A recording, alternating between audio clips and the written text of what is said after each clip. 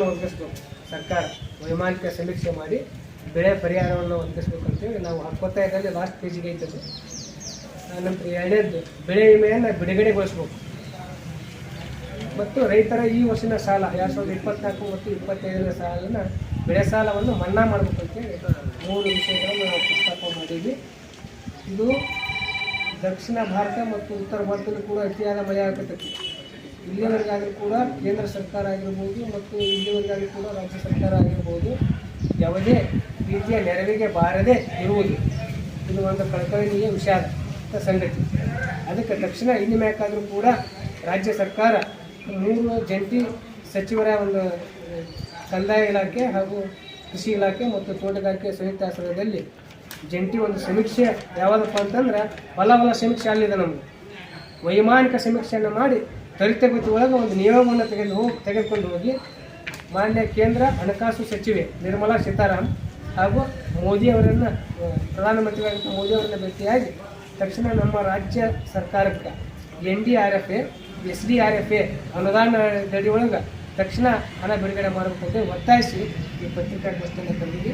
ಈ ಪತ್ರಿಕಾಗೋಷ್ಠಿಯ ವಿಸ್ತಾರವನ್ನು ನಮ್ಮ ಶ್ರೀಗಳು ಮತ್ತು ವೇದಿಕೆ ಮೇಲೆ ಪತ್ರಿಕಾಗೋಷ್ಠಿಯಲ್ಲಿ ಹಾಜರಾಗಿರ್ತಕ್ಕಂಥ ನಮ್ಮ ಹಿರಿಯ ರೈತ ನಾಯಕರುಗಳು ಸ್ಪಷ್ಟಪಡಿಸ್ತಾರೆ. ಅದಕ್ಕಾಗಿ ಆ ವಿಷಯವನ್ನು ಅವರ ಮುಖಾಂತರ ಹೇಳಲು ಬಯಸುತ್ತೀನಿ. ರೈತರ ಕಷ್ಟ ಹೇಳ್ತಿರೋದಂತಾಗೈತೆ ನೋಡಿರಿ. ಹಿಂದಿನ ಒಕ್ಕಲ್ತನ ಹೆಂಗಿತ್ತು, ಈಗಿನ ಒಕ್ಕಲ್ತನ ಹೆಂಗಿತ್ತು ಅಂದ್ರೆ ಒಂದು ವಿಸ್ತಾರ ಹೇಳ್ಬೇಕಾಯ್ತು. ಈಗಿನ ಒಕ್ಕಲ್ತನ ಏನಾಗಿತ್ತು ಅಂದ್ರೆ ಗೊಬ್ಬರ ಕೊಡ್ಬೇಕು, ಬೀಜ ಕೊಡಬೇಕು, ಹಾಳು ಎಲ್ಲ ರೇಟ್ ಹೆಚ್ಚಾಗ್ಯಾವ. ಆ ರೇಟ್ ನೋಡಿದ್ರಪ್ಪ ಅಂದ್ರೆ ಒಕ್ಕಲ್ತನ ಏನೂ ಲಾಭ ಇಲ್ಲ. ಮತ್ತು ಅಂತರ್ದಾಗ ಈ ವಿಷಯದ ಒಳಗೆ ಅತಿವೃಷ್ಟಿಯಿಂದ ಹಾಳಾಗಿತ್ತು ಅಂದ್ರೆ ರೈತರ ಬದುಕು ಹೆಂಗೈತೆ ಅನ್ನೋದು ಇವತ್ತು ವಿಚಾರ ಮಾಡಬೇಕು. ರೈತರ ಬದುಕು ಹೆಂಗಾಗೈತೆ, ಆ ರೈತರ ಬದುಕಕ್ಕಾಗೋದಿಲ್ಲ ಅಂಥ ಪರಿಸ್ಥಿತಿ ಬಂದಾಗೈತಿ ಇವತ್ತಿನ ದಿವಸ. ಅಷ್ಟಾದರೂ ಸರ್ಕಾರ ಸುಮ್ಮನೆ ಕುಂತೈತಿ. ಇಲ್ಲಿವರೆಗೆ ಏನು ಸಮೀಕ್ಷೆ ಮಾಡಬೇಕು ಅದನ್ನು ಮಾಡ್ಬೇಕಂತ ಏನು ಹೇಳಿಕೆನ ಕೊಡಕ್ತಾ ಇರಲಿಲ್ಲ. ಏನೋ ಎಲ್ಲಿದೋ ಒಂದು ಧರ್ಮಸ್ಥಳದ ಎಲ್ಲಿದೋ ಒಂದು ಹೇಳಿಕೆ ಕೊಟ್ಕೊಂಡು ಅಲ್ಲಿ ಬರೀ ಆರೋಪ ಮಾಡ್ಕೊಂಡು ಹೊರಟುಬಿಟ್ಟಲ್ಲ. ಆದ್ರೆ ಇವತ್ತು ನಾನು ಏನು ಒತ್ತಾಯ ಮಾಡ್ತೀನಿ ಸರ್ಕಾರಕ್ಕೆ, ಬೇಗನೆ ಒಂದು ಸಮೀಕ್ಷೆ ಮಾಡಿ ಪರ್ಸೆಂಟೇಜ್ ಹಾನಿ ಐತಿ, ಎಷ್ಟು ಹಣ ಬೆಳೆ ಹಾನಿ ಬಿಡುಗಡೆ ಮಾಡ್ಬೇಕು ಅನ್ನೋದು ಒಂದು ಇವತ್ತು ವರದಿ ಕೊಡ್ಬೇಕೈತೆ. ಆ ವರದಿ ಪ್ರಕಾರ ಹಣ ಬಿಡುಗಡೆ ಮಾಡ್ಬೇಕೈತೆ. ಒಂದು ವರದಿ ಕೊಡ್ಬೇಕೈತಿ. ಈಗ ಸರ್ಕಾರ ವರದಿನೇ ಇಲ್ಲ ಅಂದ್ರೆ ನಾವು ಹಣ ಹೆಂಗೆ ಬಿಡುಗಡೆ ಮಾಡ್ತಾರೆ ಇವರು? ವರದಿನೇ ಇವ್ರು ತಾಳೆ. ಆದ ಕಾರಣ ಇವತ್ತು ನಾವು ಏನು ಒತ್ತಾಯ ಮಾಡ್ತೀವಿ ಅಂದ್ರೆ ಸರ್ಕಾರಕ್ಕೆ ಏನು ಒತ್ತಾಯ ಮಾಡ್ತೀವಪ್ಪ ಅಂದ್ರೆ ಕೇಂದ್ರ ಸರ್ಕಾರ ಇರ್ಬೋದು ರಾಜ್ಯ ಸರ್ಕಾರ ಇರ್ಬೋದು ಇಬ್ಬರು ಕೂಡ ಸಮೀಕ್ಷೆ ನಡೆಸ್ಬೇಕು. ಸಮೀಕ್ಷೆ ನಡೆಸಿ ರೈತರ ಬೆಳೆ ಹಾನಿ ತುಂಬಿಕೊಂಡು ಅವ್ರಿಗೆ ಪರಿಹಾರ ಕೊಡ್ಬೇಕಾಯ್ತು. ಈಗ ಅವ್ರ ಬದುಕಿನ ಜೀವನ ಅಸ್ತರವಾಗೈತಿ. ಇವತ್ತು ಬದುಕಕ್ಕಾಗಲ್ಲ ಅಂತ ಪರಿಸ್ಥಿತಿ ಐತಿ. ಮುಂದೆ ನೋಡಿ ಹಿಂಗಾರಿ ಬೆಳಿಬೇಕಂದ್ರೆ ಎಲ್ಲ ಜಮೀನು ಹಿಂಗಾರಿ ಬಿತ್ತ ಜಮೀನು ಕೂಡ ಕಸ ಕಟ್ಟಿ ಬರುತ್ತೆ. ಅವ್ರು ಮುಂದೆ ಹಿಂಗಾರಿ ಮಳೆ ಐತೆ ಅವ್ನು ಕೂಡ ಹಿಂಗಾರಿ ಬೆಳೆ ಕೂಡ ಬರೋದಿಲ್ಲ. ಹಿಂಗಾರಿ ಬರೋದಿಲ್ಲ, ಮುಂಗಾರಿ ಹೊತ್ತು ಹಿಂಗಾರಿ ಹೊತ್ತು ಹೆಂಗೆ ರೈತ ಪರಿಸ್ಥಿತಿ. ಆದ ಕಾರಣ ನಾವು ಇವತ್ತು ಏನು ಒತ್ತಾಯ ಮಾಡ್ತೀವಂದ್ರೆ ಇವತ್ತು ಸರ್ಕಾರ ಹಣ ಬಿಡ ಯಾವ ಮಟ್ಟಕ್ಕೆ ಬಂದ್ಬಿಟ್ಟೈತೆ ರೈತರ ಪರಿಸ್ಥಿತಿ ಅಂತಂದ್ರೆ ತೊಟ್ಟಿಲಲ್ಲಿ ಇರ್ತಕ್ಕಂಥ ಕೂಸನ್ನ ಚುಟ್ಟುದವ್ರ ರಂಸೋದವ್ರ ಅನ್ನೋ ಪರಿಸ್ಥಿತಿಗೆ ನಾನು ಪಕ್ಷಾತೀತವಾಗಿ ಹೇಳ್ತೀನಿ. ಯಾವ ಪಕ್ಷದ ಬಗ್ಗೆ ಪರವಾಗಿನೇ ಹೇಳೋದಿಲ್ಲ. ಜನಪ್ರತಿನಿಧಿಗಳ ಇಚ್ಛಾಶಕ್ತಿ ಕೊರತೆಯಿಂದ ನಾವು ಉತ್ತರ ಕರ್ನಾಟಕದ ರೈತ ಬಾಂಧವರು ಎಂಥ ನೋವನ್ನು ಉಣ್ತೀವಿ ಅಂತಂದ್ರೆ ತೊಟ್ಟಿಲಲ್ಲಿರ್ತಕ್ಕಂಥ ಕೂಸನ್ ಚೂಟಿ ಒಳಗೆ ರಂಸಂಥ ಪರಿಸ್ಥಿತಿಗೆ ಬಂದು ಒದಗೈತೆ ಬಂದೈತೆ. ಈ ಬೆಳೆಹಾರ ಪರಿಹಾರ ಕೊಡಿಸುವಲ್ಲಿನ ಆಗಿರ್ಬೋದು, ನಮ್ಮ ಉತ್ತರ ಕರ್ನಾಟಕದ ಭಾಗದ ಬಗ್ಗೆ ಆಗಿರ್ಬೋದು, ಇಲ್ಲಿಯ ಜನಪ್ರತಿನಿಧಿಗಳ ನಿರ್ಲಕ್ಷ್ಯ ಧೋರಣೆವೇ ಕಾರಣ. ಇವರು ಯಾವತ್ತೂ ಅಧಿವೇಶನ ಸಂದರ್ಭಗಳಲ್ಲಿ ಅಧಿವೇಶನ ಸಮಯಗಳಲ್ಲಿ ಉತ್ತರ ಕರ್ನಾಟಕದ ಬಗ್ಗೆ ಮೊಸಳೆ ಕಣ್ಣೀರು ಒರೆಸಿ ಸದನದಲ್ಲಿ ಮಾತಾಡಿದಂತೇಳಿ ನಮ್ಗೆ ಆಕರ್ಷಣೆ ಆಗಿ ನಮ್ಮ ಬಗ್ಗೆ ಮಾತಾಡಿದ್ರು, ನಮ್ಮ ಭಾಗದ ಬಗ್ಗೆ ಮಾತಾಡಿದ್ರಂತ ಆ 2 ದಿನ ಮಾತ್ರ ನಾವು ಖುಷಿ ಪಡ್ತೀವಿ. ಆ 2 ದಿನ ಮಾತಾಡಿ ನಮಗೆ ಖುಷಿ ಪಡಿಸಿ ಶುರು ಮಾಡಿಬಿಡ್ತಾರೆ ಅವರು. ಯಾರು ಇವರು ಏನು ಮಾಡೋಂಥ ಸಂದರ್ಭದಲ್ಲಿ ಇವ್ರು ಯಾರು ಏನು ಮಾಡ್ತಕ್ಕಂಥ ಮನಸ್ಥಿತಿಯ ಜನಪ್ರತಿನಿಧಿಗಳು ನಮ್ಮ ಉತ್ತರ ಕರ್ನಾಟಕದಲ್ಲಿ ಹಿಂದೆನೂ ಆಗ್ತಿಲ್ಲ ಈಗನೂ ಆಗ್ತಿಲ್ಲ ಅಂತೇಳಿ ನನಗೆ ಭಾಳ ಒಂದು ನೋವಿನ ವಿಷಯ ಅನ್ಸುತ್ತೆ. ಅದೇ ಅಧಿವೇಶನದಾಗ 2 ದಿವಸ ಮಾತಾಡ್ಬಿಟ್ರಿ ಇವರು ಉತ್ತರ ಕರ್ನಾಟಕದಾಗ ಪಕ್ಷಾತೀತವಾಗಿ ಎಂದೂ ಒಬ್ಬ ಶಾಸಕರು ಪಕ್ಷಾತೀತವಾಗಿ ಒಂದು ಸಭೆ ಮಾಡಲ್ಲ. ಇವ್ರಿಗೆ ಅವ್ರಿಗೆ ಎಷ್ಟು ಅಂತೀರಿ ಅಷ್ಟು ಬಿಸಿ ಮುಟ್ಟುತ್ತೆ. ಪರಿಹಾರ ಕೊಡಿಸೋದ್ ನಿಟ್ಟಿನಲ್ಲಿ ಆಗಿರ್ಬೋದು, ಅಭಿವೃದ್ಧಿ ವಿಷಯದಲ್ಲಿ ಯಾರೇನು ಮಾಡ್ತಾ ಇಲ್ಲ. ಇದ್ರ ಹೋರಾಟ ತೀವ್ರತೆ ಪಡೆದುಕೊಂಡು ಇದಕ್ಕೊಂದು ವ್ಯವಸ್ಥಿತವಾದಂಥ ಹೋರಾಟ ಮನೋಭಾವ ಉಳ್ಳಂಥ ಅನೇಕರಿದ್ದಾರೆ, ಕೃಷ್ಣಾಚಾರ್ಯ ಅಂತ ಅವರು ಇವರು, ನೀವು ಸಾಕಷ್ಟು ಜನ ಇದ್ದೀರಿ, ಹಿರಿಯರಿದಾರ. ದಯವಿಟ್ಟು ಇಲ್ಲಿವರೆಗೂ ಆಗಿಲ್ಲ, ಇದಕ್ಕೊಂದು ಒಕ್ಕೂರಿನಿಂದ ಒಂದು ಸಮಿತಿ ಮಾಡ್ರಿ. ಎಲ್ಲದಕ್ಕೂ ಪರಿಹಾರ ಕೇಳ್ತಕ್ಕಂಥ ಸಂದರ್ಭ ಒದಗಿ ಬಂದಂಥ ಅನಿವಾರ್ಯತೆ. ಕೇವಲ ಈ ಮುಂಗಾರಿ ಅತಿವೃಷ್ಟಿ ಆಯ್ತು, ಈ ಮುಂಗಾರಿಗೆ ಪರಿಹಾರ ಕೊಡೋದನ್ನು ಅಷ್ಟೇ ಅಲ್ಲ, ಎಲ್ಲವೂ ವ್ಯವಸ್ಥಿತವಾಗಿ ನಾವು ವಂಚನೆಗೊಳಗಾಗ್ತಾ ಇದ್ದೇವೆ, ಕೃತ್ಯಕ್ಕೊಳಗಾಗ್ತಾ ಇದ್ದೇವೆ. ನಮ್ಮನ್ನು ಆಳುವ ಜನಪ್ರತಿನಿಧಿಗಳು ನಮ್ಮ ಬಗ್ಗೆ ಯಾವತ್ತೂ ಕಿಂಚಿತ್ತೂ ತಲೆ ಕೆಡಿಸೋದಿಲ್ಲ. ಸಮಯ ಬಂದಾಗ ನಮ್ಮ ರೈತರು ನಮ್ಮವರು ಮುಗ್ಧರು, ನಮ್ಮವರು ಅಮಾಯಕರು ಅಂತ ಹೇಳ್ತಾರ. ಉತ್ತರ ಕರ್ನಾಟಕ ಜನರು ಮುಗ್ಧರು ಅಮಾಯಕರು ಅಂತ ಹೇಳ್ತಾರ. ಇವ್ರನ್ನ ನಮ್ಮನ್ನು ಮುಗ್ಧರು ಅಮಾಯಕ ಮಾಡ್ತಾರ, ನಮ್ಮನ್ನು ಬಲಿಪೋಷ ಮಾಡ್ತಾರೆ. ಈ ವ್ಯವಸ್ಥೆ ನಿರಂತರವಾಗಿ ಹೋಗುತ್ತಾ ಆಗ್ತಕ್ಕಂಥ ನೀರಾವರಿಗಳು ಕೂಡ ಎಲ್ಲಿಗೆ ಬಂತನ್ನೋ ಪರಿಸ್ಥಿತಿ ತಮ್ಮೆಲ್ಲರಿಗೂ ಗೊತ್ತೈತೆ. ವಿಷಯ ಪತ್ರಿಕಾ ಮಾಧ್ಯಮಗಳಲ್ಲಿ ನಾನು ಮನವಿ ಮಾಡಿಕೊಳ್ಳುವುದೇನೆಂದರೆ, ಅತಿಯಾಗಿ ಹೇಳ್ತಕ್ಕಂಥದ್ದು ಏನಿಲ್ಲ, ಎಲ್ಲರಿಗೂ ಕಂಡಂಥ ವಿಷಯ. ಇಲ್ಲೇ ನಮ್ಮಗಳಲ್ಲಿ ಒಕ್ಕಟ್ಟಿಲ್ಲ, ಇರ್ತಕ್ಕಂಥ ಸಾಧನೆಗಳನ್ನು ಮತ್ತು ಇಲ್ಲಿ ನಷ್ಟಗಳನ್ನು ತೋರಿಸ್ತಕ್ಕಂಥದ್ದನ್ನು ನಾವು ಮಾಡೋಂಗಿಲ್ಲ. ಇದನ್ನೆಲ್ಲರೂ ಮಾಡಬೇಕಾದಂಥವ್ರು ಯಾರಪ್ಪ ಅಂದ್ರೆ ಮುಖಂಡರು. ಅವ್ರ ಮುಖಂಡರು ಸರ್ಕಾರದ ಒಂದು ಗಮನಕ್ಕೆ ತರುವ ರೀತಿಯಲ್ಲಿ ಶ್ರಮಪಟ್ಟರೆ ಇಂಥವುಗಳೆಲ್ಲ ಸಾಧ್ಯ ಆಗ್ತೈತಿ. ಯಾಕಂದರೆ ನಾವು ನೀವೆಲ್ಲ ಮಾತಾಡಿದ್ರೆ ಏನೂ ಉಪಯೋಗ ಇಲ್ಲ. ಯಾಕಂದರೆ ಅಧಿಕಾರ ಇದ್ದರೂ ಮಾತ್ರ ಮಾಡಬೇಕಿದ್ನೆಲ್ಲ. ಎಲ್ಲರೂ ಈ ಸಣ್ಣವರಿಂದ ಹಿಡಿದು ದೊಡ್ಡವ್ರ ತನಕ ಕೂಡ ಇದನ್ನು ಸರ್ಕಾರದ ಗಮನಕ್ಕೆ ತಂದು ರೈತರಿಗೆ ಸಹಾಯ ಆಗುವಂಥ ರೀತಿಯಲ್ಲಿ ಪ್ರಯತ್ನ ಪಟ್ಟರೆ ಮಾತ್ರ ಈ ಸಹಾಯಧನ ಆಗಲಿ, ವಿವಿಧ ಬೇಡಿಕೆಗಳನ್ನು ಈಡೇರಿಸುವುದಾಗಲಿ ಇವು ಆಗ್ತಾವೆ ಅಂತಕ್ಕಂಥದ್ದು ನನ್ನ ಭಾವನೆ. ಯಾಕಂದರೆ ನಾನು ಒಬ್ಬ ರೈತ. ಯಾಕಂದರೆ ಈಗ ರಿಟೈರ್ಡ್ ಆಗಿ ಬಂದು ಒಂದು ರೈತರಿಗೆ ಮಾಡಬೇಕಲ್ಲ. ನಾನು ಒಬ್ಬ ರೈತರಲ್ಲಿ ಎಷ್ಟು ಕಷ್ಟಗಳೈತೆ ಅಂತಕ್ಕಂಥದ್ದನ್ನು ಸಾಮಾನ್ಯವಾಗಿ ಎಲ್ಲರಿಗೂ ಗೊತ್ತಂಥ ವಿಷಯ. ಇದರಲ್ಲಿ ಎಂಥ ಬೆಳೆ ಬರ್ತಾ, ಎಂಥ ಚೊಲತ್ನಾಗಿ ಮಳೆ ಬಂದು ಬೆಳೆ ಬಂದ್ರೂ ಕೂಡ ಈ ರೈತರಿಗೆ ನಷ್ಟ ಐತಿ ವಿನಃ ಸುಖ ಮಾತ್ರ ಇಲ್ಲ, ಲಾಭ ಇಲ್ಲ.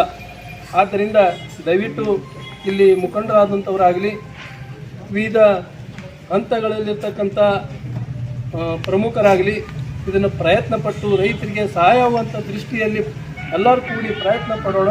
ಎಲ್ಲರೂ ಒಂದೇ ಹಾದಿಯಲ್ಲಿ ಹೋಗೋಣ.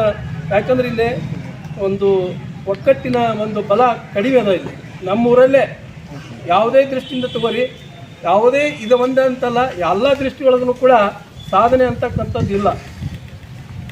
ನಾವು ಈ ಸರ್ಕಾರ ಆ ಸರ್ಕಾರ ಬಂದಾಗ ಹಾಗಾಯ್ತು, ಈ ಸರ್ಕಾರ ಬಂದಾಗ ಹಿಂಗಾಯಿತು ಅಂತಂದ್ರೆ ಜನರಿಗಂತೂ ತ್ರಾಸ ಐತಿ. ಇಷ್ಟು ಮಾತ್ರ ಡೆಫಿನೆಟ್ ಹೇಳ್ಬೋದು. ಆ ಸಾಧನೆಗಳನ್ನು ಮಾಡಬೇಕಾತಂತಂದ್ರೆ ನಮ್ಮಲ್ಲಿ ಒಕ್ಕಟ್ಟಿಲ್ಲ, ನಮ್ಮ ಹುನಗುಂದದಲ್ಲಿ ಒಕ್ಕಟ್ಟಿಲ್ಲ. ನನ್ನ ಕೆಲಸ ಆಗ್ತಿಲ್ಲ, ನಾನು ಹಿಂದೆ ಸರಿದು ಬಿಡ್ತೀನಿ ಅಂಥ ಭಾವನೆಗಳಿರ್ತಕ್ಕಂಥ ನಾವು ಅದಿವಿಲ್ಲೇ. ಮುಂದರಿತಕ್ಕಂಥ ಹೆಜ್ಜೆ ಮುಂದಿಟ್ಟಿಂದ ಹಿಂದೆ ಸರಿಯೋಂಗಿಲ್ಲ ಅಂಥ ಪ್ರಯತ್ನವಾದಿಗಳಂತೂ ನಮ್ಮ ಊರಾಗ ಇಲ್ಲ. ಯಾಕಂದರೆ ನನಗೊಂದು ಕೆಲಸ ಆಯ್ತಪ್ಪ ಅಂತ ನಾ ಹಿಂದೆ ಮುಂದೆ ಎತ್ತಾಗ ಹೋಗಲಕ್ಕ ಒಂದು ಕೆಲಸ ಆಗಲಿ ಬಿಡಲಿ ಅಂತಕ್ಕಂಥ ಭಾವನೆಗಳು ಭಾಳ ಮಂದಿ ಇರ್ತಾಲೆ ಐತಿ. ಹೀಗಾಗಿ ನಮ್ಮ ಊರಲ್ಲಿ ಕೆಲಸ ಆಗಿಲ್ಲ, ರೈತರಿಗೆ ಆ ಪರಿಹಾರ ಧನನೂ ಬರೋಂಗಿಲ್ಲ. ಒಬ್ರಿಗೆ ಬಂದ್ರೆ 10 ಮಂದಿ ಬರೋಂಗಿಲ್ಲ. ಹಿಂಗತೆ ಆಗಿ ನಾವು ಹಂಗೆ ಅಪ್ಲಿಕೇಶನ್ ಹಾಕೋದ ಅವು ಬರಲಾರ್ದು ಹೋಗೋದ ಯಾರು ಕೇಳೋರಿಲ್ಲ ಹೇಳೋರಿಲ್ಲ ಅಂತಕ್ಕಂಥ ಭಾವನೆಗಳನ್ನು ನಾನು ಹೇಳೋಕ್ಕೆ ಪ್ರಯತ್ನ ಪಡ್ತೀನಿ. ಆದ್ದರಿಂದ ದಯವಿಟ್ಟು ನಮ್ಮ ರೈತರ ಪರಿಸ್ಥಿತಿ ಹೆಂಗಾಗಿಬಿಟ್ಟದಂದ್ರೆ ಯಾರೂ ಅರ್ಥ ಮಾಡ್ಕೊಳಕತ್ತೇ ಇರಲಿಲ್ಲ. ರಾಜಕಾರಣಿಗಳು ಹಾಜಿಯವರಿಲ್ಲರಕ್ಕೆ ಮಾಜಿಯವರಿಲ್ಲರಕ್ಕೆ ರೈತರ ಬಗ್ಗೆ ಕಿಂಚಿತ್ತೂ ಕಾಳಜಿ ಇಲ್ಲ ಅಂತ ನನಗೆ ಅನ್ಸಕತ್ತೈತಿ. ಯಾಕಂದ್ರೆ 2 ತಿಂಗಳಾಯ್ತು ಮಳೆ ಹತ್ತಿ, ಬಿಟ್ಟು ಬಿಡೋದ ಮಳೆ ಹತ್ತಿ. ಏನಾಗೈತಿ ನಮ್ಮ ತಾಲೂಕಿನ ಪರಿಸ್ಥಿತಿ ಏನು ಅನ್ನುವಂಥದ್ದು ಇಲ್ಲಿಂತ್ರ ಚಲೋ ಆತಂದ್ರೆ ಮುಂದೆಲ್ಲ ಬೇರೆ ಬೇರೆ ತಾಲೂಕಿನೊಳಗೂ ಚಲೋ ಆಗ್ತಾವು. ಅದಕ್ಕೆ ನಮ್ಮ ಕಿರಣಿ ನಾಗಪ್ಪಣ್ಣ ಹೇಳಿದ್ದು ಸತ್ಯ ಐತಿ, ನಮ್ಮಲ್ಲಿ ಒಗ್ಗಟ್ಟಿಲ್ಲ ಅನ್ನೋದು.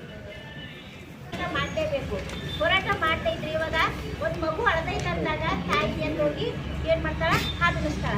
ಇಲ್ಲ ಅಂತಂದ್ರೆ ಅವ್ರಿಗೆ ಏನು ಕಷ್ಟ ಐತೆ ಅನ್ನೋದು ಗೊತ್ತಾಗೋದಿಲ್ಲ ಅಂತ ಹೇಳಿದ್ರೆ ಅದಕ್ಕೆ ನಾವೆಲ್ಲ ರೈತ ಸಹೋದರರಿಗೆ ಎಲ್ಲ ವಿಷಯ ಈ ನಮ್ಮ ಇವಾಗ ಏನು ಹಕ್ಕೊತ್ತಾಯಗಳನ್ನ ನಾವು ಇದ್ದೀವಿ. ಅತಿವೃಷ್ಟಿ ಮಳೆಯಿಂದ ಆದಂಥದ್ದು ನಮ್ಗೆ ಬೆಳೆ ಪರಿಹಾರವನ್ನು ಕೊಡಬೇಕು. ಆಮೇಲೆ ಈಗ 2024-25ನೇ ಸಾಲಿನ ರೈತರಿಗೆ ಸಾಲ ಮನ್ನಾವನ್ನು ಮಾಡಬೇಕು. ಮತ್ತು ಅದೇ ಕಾರಣವಾಗಿ ಏನು ವೈಮಾನಿಕ ಸಮೀಕ್ಷೆಯನ್ನು ಮಾಡಿಬಿಟ್ಟು ಆದಂಥ ಎಲ್ಲ ಏನು ನಮ್ಮ ರೈತರಿಗೆ ಬೆಳೆ ಹಾನಿ ಏನು ನುಕ್ಸಾನ್ ಆಗ್ಯದ, ಏನು ಹಾನಿ ಆಗ್ಯದ ಅದನ್ನೆಲ್ಲ ವಸ್ತು ಇದು ಮಾಡಿ ಪ್ರತಿಯೊಂದು ರೈತರಿಗೂ ಕೂಡ ಪರಿಹಾರ ಸಿಗುವ ಹಾಗೆ ಮಾಡಬೇಕು ಅಂತ ಹೇಳಿಬಿಟ್ಟು ಈ ಪತ್ರಿಕಾ ಮಾಧ್ಯಮದ ಮಿತ್ರರಲ್ಲಿ ನಾವು ಸರ್ಕಾರಕ್ಕೆ ಮುಟ್ಟಿಸ್ತಿದ್ಯೋ ಎಲ್ಲರಲ್ಲೂ ಕೂಡ ನಾನು ಯೋಚನೆ ಮಾಡಿಕೊಂಡು ನನ್ನ ಮಾತುಗಳನ್ನು ಮುಗಿಸ್ತೀನಿ. ಭಾರತ ದೇಶದಲ್ಲಿ ನಾವು ಏನು ಕಾಣ್ತೀವಿ ಅಂತಂದ್ರೆ ರೈತರಿಗೆ ಬಹಳ ಪ್ರಾಮುಖ್ಯ ಕೊಡುವಂಥ ದೇಶ ಯಾವುದು ಇದ್ರೆ ಅದು ಭಾರತ ದೇಶ ಅಂತ ನಾವು ಕಲ್ಕೊಂಡ್ಬರ್ತೀವಿ. ಇವತ್ತು ನಮ್ಮ ಭಾರತ ದೇಶದಲ್ಲಿ ಸುಮಾರು ಕನಿಷ್ಠ ಲಕ್ಷಕ್ಕೂ ಅಧಿಕ 3-4 ಲಕ್ಷಕ್ಕೂ ಅಧಿಕ ಹಳ್ಳಿಗಳು ಅದಾವೆ. ಆ ಹಳ್ಳಿಗಳಲ್ಲಿ ಪ್ರಮುಖ ಒಂದು ಕಾರ್ಯಕ್ರಮ ಏನು ಅಂತಂದ್ರೆ ಎಲ್ಲರೂ ವ್ಯವಸಾಯ ಮಾಡೋ ಮುಖಾಂತರ ಅವರ ಕೆಲಸವನ್ನು ಆದಾಯನ ಮಾಡುವಂಥ ಕೆಲಸವನ್ನು ನಮ್ಮ ರೈತಾಪಿ ವರ್ಗ ಮಾಡ್ಕೊಂಡ್ಬರುವಂಥದ್ದು. ಈ ಒಂದು ಭಾರತ ದೇಶದಲ್ಲಿ ಕರ್ನಾಟಕ ರಾಜ್ಯದಲ್ಲಿ ಇವತ್ತು ವಿಶೇಷವಾಗಿ ನಮ್ಮ ಬಾಗಲಕೋಟೆ ಜಿಲ್ಲಾ ಮತ್ತು ಬೆಳಗಾವಿ ಜಿಲ್ಲಾ ಆಗಿರ್ಬೋದು, ಈಗ 2-3 ತಿಂಗಳಿಂದ ಬಹಳ ಅತ್ಯಂತ ಮಳೆಯಾಗಿ ಅತಿವೃಷ್ಟಿಯಾಗಿ ಇರ್ತಕ್ಕಂಥ ಎಲ್ಲ ಬೆಳೆ ಹಾಗೆ ಎಲ್ಲ ಎಷ್ಟೆಷ್ಟೋ ನೂರಾರು ಎಕರೆಗಳೆಲ್ಲ ಹಾನಿಯಾಗಿರುವಂಥದ್ದು. ವಿಶೇಷವಾಗಿ ನಿನ್ನೆ ಮೊನ್ನೆ ಪತ್ರಿಕೆ ಒಳಗೆ ನಾವೆಲ್ಲ ನೋಡ್ಬೋದು, ಈ ವರ್ಷ ವಾಡಿಕೆಗಿಂತ 2-3 ತಿಂಗಳ ಮುಂಚಿತವಾಗಿ ಮಳೆ ಬಂದಂತೆ ಪತ್ರಿಕೆ ಕೂಡ ಬಂದೈತೆ. ಇವತ್ತು ಮೊನ್ನೆ ಓದಿದ್ದೆ ನಾನು, ಆ ಪತ್ರಿಕೆ ಕೂಡ ಬಂದಿತ್ತು. ಅದು ನನಗೆ ಸಿಗಲಿಲ್ಲ, ಹುಡುಕಾಡಿದ ಬೆಳಗ್ಗೆ. ಅದಿದ್ರೆ ತಮ್ಗೆ ಕೊಡ್ತಿದ್ದೆ. ಆದರೆ ಅನಿವಾರ್ಯ ಏನಾಗಿದೆ ಅಂತಂದ್ರೆ ಅದು ನಾವು ಏನು ಮಾಡ್ಬೇಕಂತ ಅದು ಕೇವಲ ಪತ್ರಿಕೆ ಒಳಗೆ ಅಷ್ಟೇ ಆಗ್ಬಾರ್ದು. ಅದು ಏನಾಗಬೇಕು ಅಂತಂದ್ರೆ ಒಂದು ರೈತ ಮುಖಂಡರಾಗಿರ್ಬೋದು, ಆ ಸಚಿವರಾಗಿರ್ಬೋದು, ಸ್ಥಳೀಯ ಪ್ರತಿನಿಧಿಗಳಿಗೆಲ್ಲ ತಲುಪಿಸ್ಬೇಕು ಅವ್ರಿಗೆ. ಯಾಕೆ ಅಂತಂದ್ರೆ ಕೇವಲ ಪತ್ರಿಕೆಗೆ ಬಂದಾಗ ಮಾತ್ರ ಅದು ಕೆಲಸ ಆಗಂಗಿಲ್ಲ. ಅದು ಎಷ್ಟು ಬೇಗ ತ್ವರಿತವಾಗಿ ಕೆಲಸ ಆದಾಗ ಮಾತ್ರ ಒಬ್ಬ ರೈತರಿಗೆ ನಾವು ಅನುಕೂಲ ಆಗುತ್ತೆ. ಇವತ್ತು ಯಾಕೆ ಅಂತಂದ್ರೆ ಇವತ್ತು ನಮ್ಮ ಭಾರತ ದೇಶದಲ್ಲಿ ನಮ್ಮ ರೈತರಿಗೆ ಒಂದು ದೇಶದ ಬೆನ್ನೆಲುಬು ಅಂತ ಕರಿತೀವಿ. ಇವತ್ತು ಯಾಕೆ ದೇಶದ ಬೆನ್ನೆಲುಬು ಅಂತ ಕರಿತೀವಿ ಅಂತಂದ್ರೆ ಇವತ್ತು ನಾವೆಲ್ಲ ಹೊಟ್ಟೆಗೆ ಮಾಡುವಂಥದ್ದು ಅನ್ನವನ್ನು ತಿಂತೀವಿ ಅಂತ ಕೊಡೋದು ಯಾರು ಅಂತಂದ್ರೆ ರೈತನೇ ಮಾತ್ರ ಕೊಡುವಂಥದ್ದು. ಆತನೇ ಏನೋ ಕೆಲಸ ಇಲ್ಲಾರ್ದ ಸುಮ್ಮನೆ ಖಾಲಿ ಕುಂತಂದ್ರೆ ನಾವು ಕೂಡ ಕೆಲಸ ಮಾಡ್ಲಿಕ್ಕೆ ಸಾಧ್ಯ ಇಲ್ಲ. ಹಾಗಾಗಿ ನಾವು ರೈತರಿಗೆ ಏನು ಮಾಡ್ಬೇಕಂತಂದಾಗ ಇವತ್ತೆಲ್ಲ ಯಾರೇ ದೊಡ್ಡ ದೊಡ್ಡ ನಟರು ಇರ್ಬೋದು, ದೊಡ್ಡ ದೊಡ್ಡ ಮುಖಂಡರು ಇರ್ಬೋದು, ಸಚಿವರು ಇರ್ಬೋದು, ಕರ್ನಾಟಕ ಸರ್ಕಾರ ಇರ್ಬೋದು, ರಾಜ್ಯ ಸರ್ಕಾರ ಇರ್ಬೋದು, ಕೇಂದ್ರ ಸರ್ಕಾರ ಇರ್ಬೋದು, ರೈತರಿಗೆ ಕಷ್ಟ ಅಂತ ಬಂದಾಗ ನಾವೇನು ಮಾಡೋಕೆ ಮುಂದೆ ಧಾವಿಸ್ಬೇಕು. ಇವತ್ತು ಅದನ್ನ ಬಿಟ್ಟು ಏನು ಮಾಡ್ತೀವಿ ನಾವು ರೈತರ ಅಂದ್ಕೊಳ್ಳಿ ಬಹಳ ಕೀಳಾಗಿ ಕಾಣ್ತೀವಿ.